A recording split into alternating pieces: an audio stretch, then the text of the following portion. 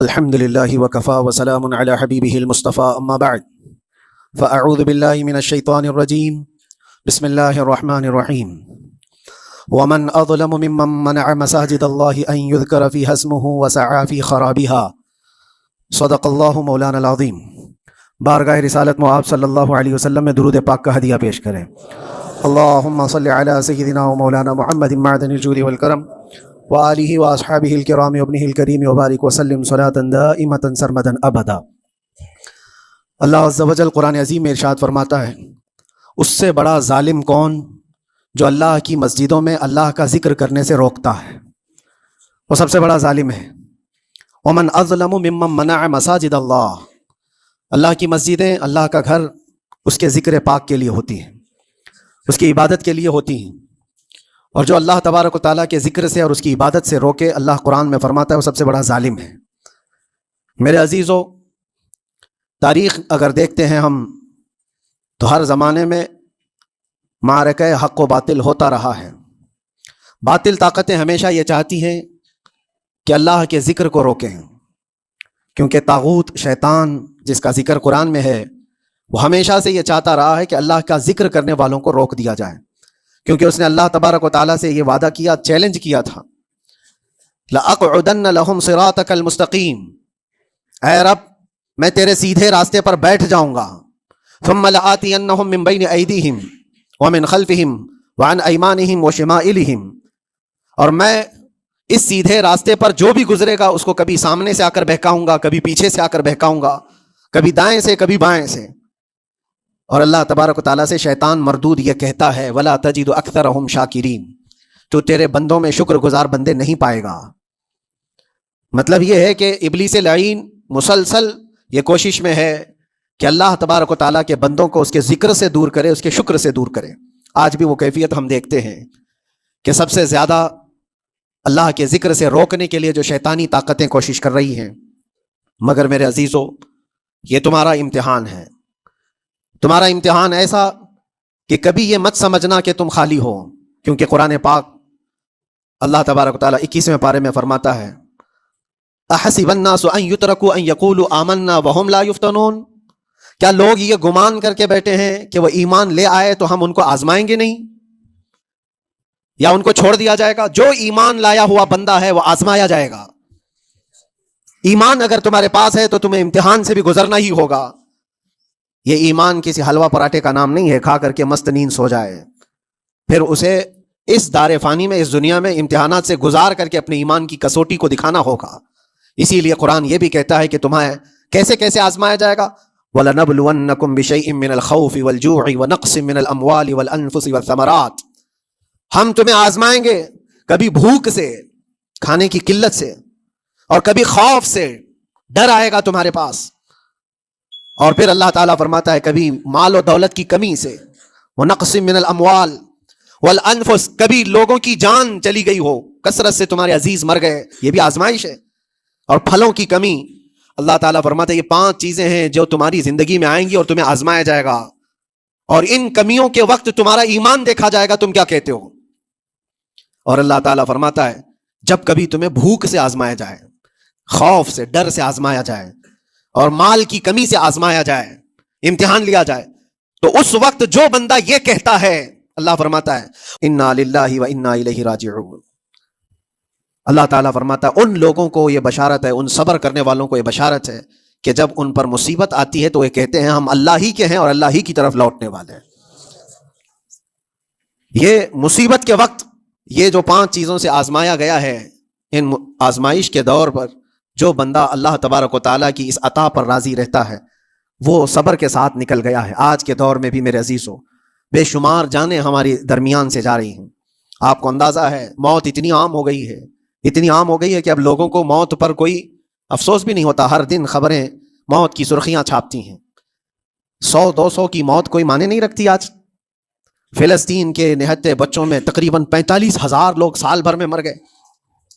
45,000 کوئی تعداد ہوتی ہے کہ نہیں ہوتی؟ اتنی بڑی جانوں کا جو نقصان ہے یہ آزمائش ہے، اور یہ جانوں کے ذریعے سے آزمائش تھی۔ مال کی کمی کی آزمائش تو ایسی ہے، ملک شام، یمن، بہت سارے ایسے ٹوٹے پھوٹے علاقے عراق جہاں پر لوگ کھانا اور دوائیوں سے جوجھ رہے ہیں اس طرح سے کہ وہ گھاس کھانے پر مجبور ہیں. بہت سارے ایسے علاقے جہاں پر چھوٹے بچے پھینکے ہوئے کچرے میں سے دانے چن کر کے کھا لیا کرتے ہیں. وہ اپنے پیٹ کی اس آگ کو بجھانے کے لیے دانے دانے کے لیے ترس رہے ہیں. یہ بھوک کی آزمائش ہے، مال کی کمی کی آزمائش ہے، جانوں کی آزمائش ہے. عزیزان گرامی وقار، اور پھر خوف کے ذریعے سے جو آزمائش ہے وہ ہم دیکھ رہے ہیں آج. خوف ظالموں کے ذریعے سے تم پر مسلط کیا جائے گا. ہر آدمی ڈرا سہما ہوا، ہر آدمی اپنے اندر ایک ڈر لیے بیٹھا ہے کہ نکلوں گا تو کیا ہو جائے گا. ان سب کے درمیان اللہ کی بارگاہ میں سجدہ ریز ہونے کا نام ایمان ہے. سب حالات ہوں گے اس طرح سے، اور انہی حالات کے درمیان جو بندہ اپنا سر جھکاتا ہے مولا کریم کی بارگاہ میں وہ ایمان والا ہے. آؤ اگر ایمان کی کمال کی مثال دیکھنا ہے تو کربلا کے میدان میں کون کون سی آزمائشیں تھی. بھوک کی بھی آزمائش ہے، پیاس کی بھی آزمائش ہے، جان کی بھی آزمائش ہے، خوف کی بھی آزمائش ہے. سب چیزیں ایک ساتھ کربلا کے میدان میں آئی. رسول اللہ کے گھرانے پر، اہل بیت پر وہ کیسا عظیم امتحان تھا جب وہ 72 لوگوں کا 82 لوگوں کا قافلہ بھوک اور پیاس سے جوجھ رہا ہو، 3 دن سے ان کے اوپر کھانا اور پانی بند ہو، اور ان شہزادوں کے ایمان میں ذرا برابر بھی فرق نہیں آتا. نہ ان کے ایمان میں، نہ حوصلے میں، نہ ہمت میں فرق آتا ہے. 3 دن کے بھوکے اور پیاسے باطل سے نپٹنے کے لیے کس طرح سے کمر بستہ ہے. یہاں تک کہ بھوک کی شدت ایسی تھی کلیجہ منہ کو آیا ہے. 6 ماہ کا بچہ بھی روتے روتے زبان جس کی سوکھ گئی ہو، وہ ماں جو بچے کو دودھ پلاتی ہے اس کے سینے سوکھ چکے ہوں، دودھ ختم ہو چکا ہو ماں کے پستانوں میں، کیسی قلت ہوگی. پانی کا ایک قطرہ ان کے گھر تک نہیں پہنچ پاتا، ماں اپنے بچے کو دودھ نہیں پلا سکتی تھی. اس سے زیادہ کیا آزمائش تھی یہ بھوک اور پیاس کی آزمائش. پھر جانوں کی آزمائش تو ایسی، اللہ اکبر. 56 سال کی عمر کا وہ شہزادہ عالی وقار، سیدہ کائنات فاطمۃ الزہرا کا نور نظر، امام عالی مقام سید الشہداء امام حسین رضی اللہ تعالیٰ عنہ، جب میدان کربلا میں لاشوں کو اٹھاتے تھے، کتنی لاشیں اٹھائی، کبھی بیٹے کی، کبھی بھتیجے کی، کبھی بھانجے کی، کبھی بھائیوں کی، کبھی عزیزوں کی. میاں ہم اپنے گھر سے نکلنے والے ایک جنازے کو اٹھاتے ہیں تو 8 دن تک ہمارے اندر سے ہوش نکل جائے. کوئی اپنے بچے کو اپنے ہاتھوں سے دفن کر کے دیکھے پھر کیفیت پتہ چلتی ہے. امام حسین نے ایک نہیں اپنے لاڈلوں کی لاشیں اس طرح سمیٹی ہیں. ان کے جوان بیٹے علی اکبر کو جب شہید کر کے گھوڑے دوڑائے گئے تھے جسم کے اوپر سے، ٹکڑے الگ ہو چکے تھے، اس کو سمیٹتے ہوئے کون بیٹھا ہے؟ رسول اللہ کا نواسا.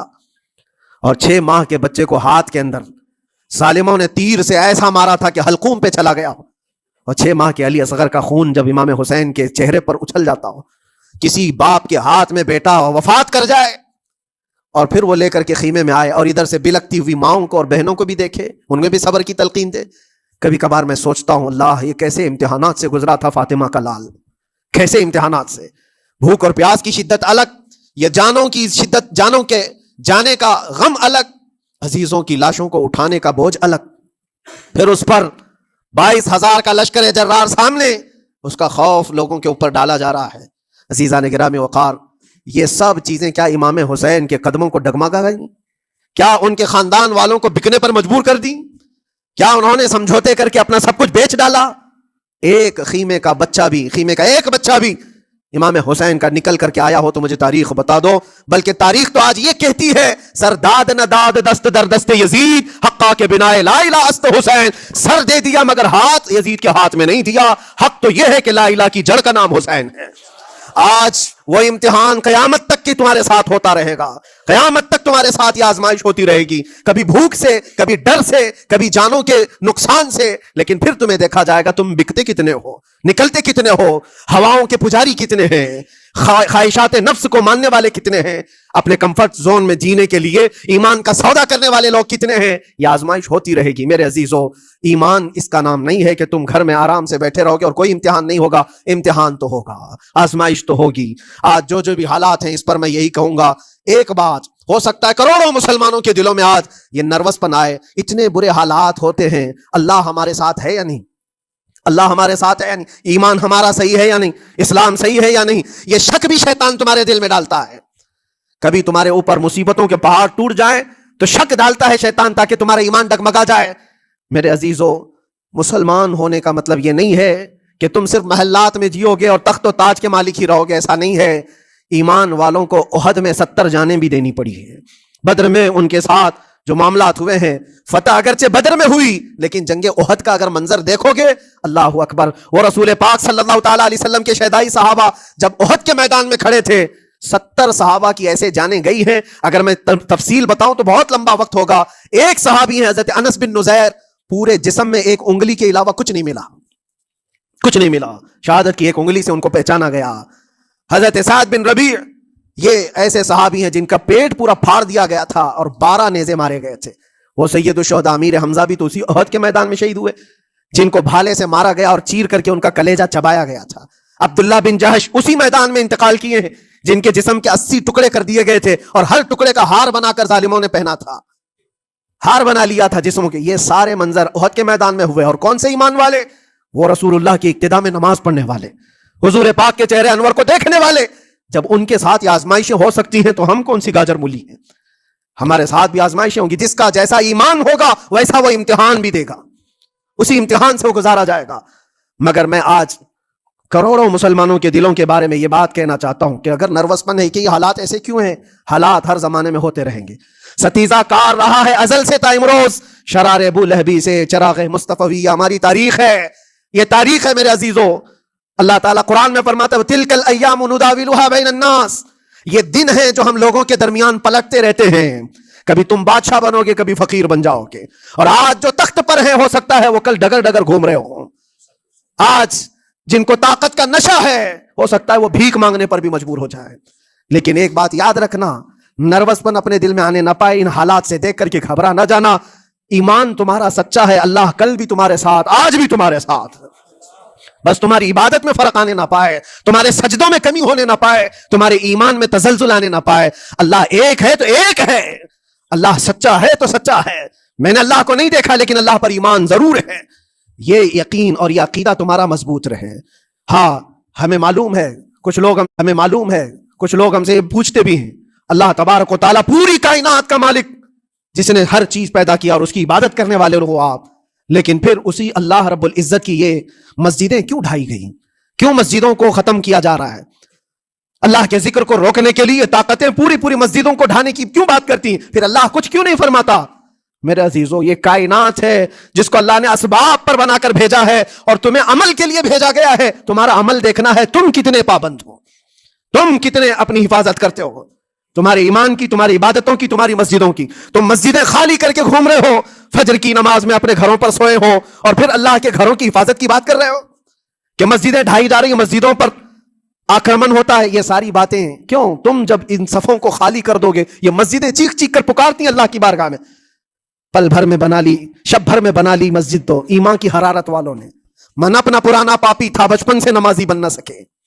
مسجدیں بڑی بڑی شاندار بنا لینا اور اس کو آباد نہ کرنا، یہ بھی تو ظلم ہے. آپ ان مسجدوں کی حفاظت کی جو بات کر رہے ہیں، ان مسجدوں کی حفاظت صرف کمیٹیاں بنانے سے نہیں ہوتی، نمازوں سے ہوتی ہے، اس کے اندر تلاوت قرآن سے ہوتی ہے. عزیزان گرامی، اور پھر یہ بات ان ظالموں کے لیے کہ اگر وہ ہاتھ لگا کر مسجدوں کو اٹھانا پھینکنا اس کو اپنی طاقت کا ذریعہ سمجھتے ہیں تو سمجھ لو تھوڑے دن کی بات ہے. اگر اسی کا نام طاقت ہے کہ عبادت گاہوں کو مسمار کر کے طاقت کے تخت کو بٹھایا جائے، تو یاد رکھنا بڑھتے تمہارا نشہ کہیں تمہیں فرعون نہ بنا دے. اور اگر فرعون بن گئے تو انتظار کرو، اللہ تعالیٰ بڑے بڑے فرعونوں کو صرف پانی سے ہلاک کرتا ہے. بہت بڑے بڑے نمرودوں کو اللہ تعالیٰ مچھر سے ہلاک کرتا ہے. وہ ابرہہ بھی تو آیا تھا جو کعبہ ڈھانے کے لیے آیا تھا، ہاتھیوں کا لشکر لے کر آیا تھا، جس کا ذکر قرآن پاک میں الم تر کیف فعل ربک باصحاب الفیل. اے محبوب، کیا آپ نے نہیں دیکھا ہاتھی والوں کے ساتھ اللہ نے کیا معاملہ کیا؟ پورا ہاتھیوں کی فوج لے کر آیا تھا کعبے کو ڈھانے کے لیے. ہوا کیا؟ کعبہ کو ڈھانے کے لیے اتنی خطرناک فوج تھی اور مکہ والوں میں لڑنے کی اتنی طاقت نہیں تھی. اللہ کریم نے ابابیل چڑیوں کی ایک فوج کو بھیجا. ہاتھی کہاں اور چڑیا کہاں؟ کوئی مقابلہ ہوتا ہے؟ کوئی مقابلہ ہے؟ تصور میں نہیں آتا. لیکن رب تبارک و تعالیٰ کا ایک دستور ہے، بڑی بڑی طاقتوں کو چھوٹی طاقتوں سے ہلاک کرتا ہے. چھوٹی چھوٹی سی چڑیاں ہیں، ایک ہاتھ میں تمہارے آ جائے، ایک چونچ میں اور دو پاؤں میں کنکریاں لے کر آتی تھی، اوپر سے صرف وہ کنکریاں گراتی، ہاتھیوں کے پیٹ پھٹ جاتے اور آگ لگ جاتی تھی. اللہ تبارک و تعالیٰ کی طاقت کا یہ مشاہدہ، قوت کا ایک ہلکا سا اظہار جو مکہ کی ان وادیوں میں ہوا، منا اور اللہ تعالیٰ فرماتا ہے فَجَعَلَهُمْ كَعَصْفٍ مَأْكُولٍ، اللہ نے ان کو ایسا کر دیا جیسے کھائی ہوئی مرغی ہوتی ہے، نوچ نوچ کر کے کھا کر چھوڑی ہوئی مرغی ہو. پوری فوج کی حالت ایسی ہو گئی تھی. کعبہ مکرمہ کو ڈھانے کے لیے آئے، تب اللہ تبارک و تعالیٰ ظالموں کو کس طرح سے نیست و نابود فرمایا. ہمیں یقین ہے میرے عزیزوں، اللہ تبارک و تعالیٰ وہ ابابیل بھیجنے والا مولا آج بھی زندہ اور ہمیشہ زندہ رہے گا. وہ حی اور قیوم ہے، ہمیشہ سے زندہ ہے اور ہمیشہ زندہ رہے گا. لیکن تمہارا امتحان ہوتا رہے گا، تمہارا امتحان ہوتا رہے گا. اللہ کے نبی صلی اللہ تعالیٰ علیہ وسلم کے لیے مدد آئی ہے تو اس کا مطلب یہ نہیں ہے کہ وہ صرف بیٹھ کر کے مدینے میں دعائیں کرتے تھے. نہیں، عمل کے میدان میں اترے بھی ہیں. صحابہ نے بھوک اور پیاس برداشت کی ہے. کتنے کتنے دنوں تک وہ ایک کھجور پر پورا دن گزارتے تھے. پیوند لگے کپڑے. حضرت ابو ہریرہ فرماتے ہیں ہم تو ایک جنگ سے ایسے واپس آئے تھے کہ ہمارے پاؤں کے پورے ناخن اکھڑ گئے تھے، پاؤں کے ناخن اکھڑ گئے. خندق کے میدان میں خود نبی پاک صلی اللہ علیہ وسلم اپنے ہاتھوں سے خندق کھودتے رہے اور پیٹ پر پتھر باندھنا، یہ سب مشقتیں اسٹرگل کیا ہے. پھر اللہ سے یہ دعا کیا مولا تو اپنی مدد بھیجتے، تو اپنے رحم و کرم کی بارشیں برسا. اور ہم یہاں مست کھا پی کر کے پھر دعا کرتے ہیں مدد آ جائے. تم نے محنت کون سی کی، کون سی مشقت کی؟ میرے عزیزو، اگر محنت و مشقت میدان میں اتر کر کرنے کا موقع نہیں ہے تو عبادتیں تو کرو اپنی پوری، اپنی نمازیں تو کمپلیٹ کر لو اور اللہ کو راضی کرو. اپنے گناہوں سے اگر وہ غضبناک ہے تو توبہ کرو. اور جاتے جاتے یہ بات بھی میں عرض کروں گا کہ آج جن لوگوں کو ایسا لگتا ہے کہ یہ کھیل تماشا ہے، ایک بات یاد رکھنا، کسی مسجد کے ختم ہو جانے سے یا مومن کے کسی کے ہار جانے سے ایمان کبھی ہارتا نہیں ہے. ایمان ہمیشہ جیتتا ہے.